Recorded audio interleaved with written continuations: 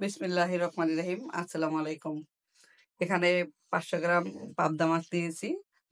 লবণ দিয়ে পরিষ্কার করে বারবার পানি পাল্টিয়ে ধুয়ে নিয়েছি। এখন হাতে মাখিয়ে মেরিনেট করে রাখবো আধা ঘন্টার জন্য। দিয়ে দিচ্ছি পেঁয়াজ আর জিরা একসাথে পাটায় বেটে নিয়েছিলাম, দিয়ে দিলাম। দিয়ে দিচ্ছি মরিচের গুঁড়া, ধনিয়া গুঁড়া,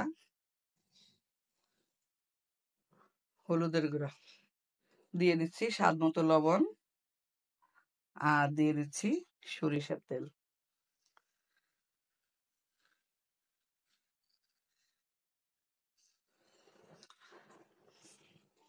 হাতে মাখিয়ে আধা ঘন্টার জন্য রেস্টে রেখে দেব। মশলা মেখে প্রায় 1 ঘন্টার মতো রেখে দিয়েছিলাম। এখন দিয়ে দিচ্ছি পানি।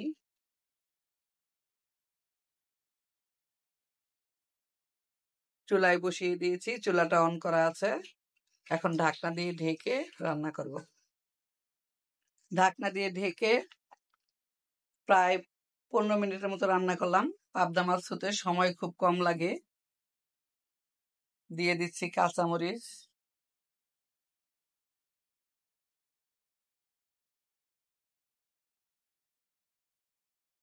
দিয়ে দিচ্ছি ধনিয়া পাতা।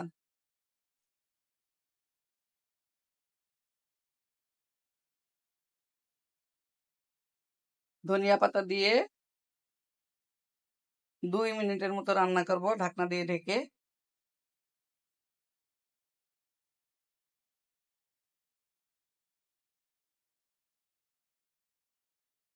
পাবদা মাছ রান্না অলমোস্ট ডান।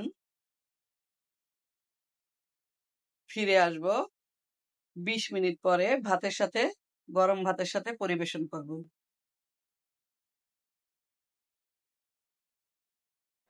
ফিরে আসলাম হাতের কাজ শেষ করে।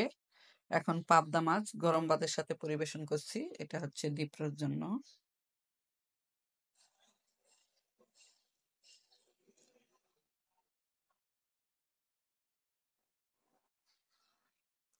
এটা হচ্ছে আমার।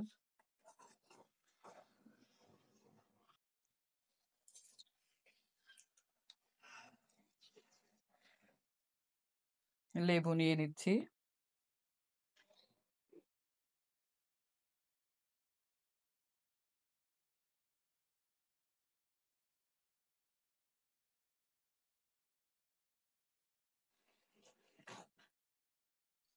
বিসমিল্লাহির রহমানির রহিম। সবাই ভালো থাকবেন, সুস্থ থাকবেন। ফিরে আসবো নতুন কোনো রেসিপি নিয়ে। আল্লাহ হাফেজ। আসসালামু আলাইকুম।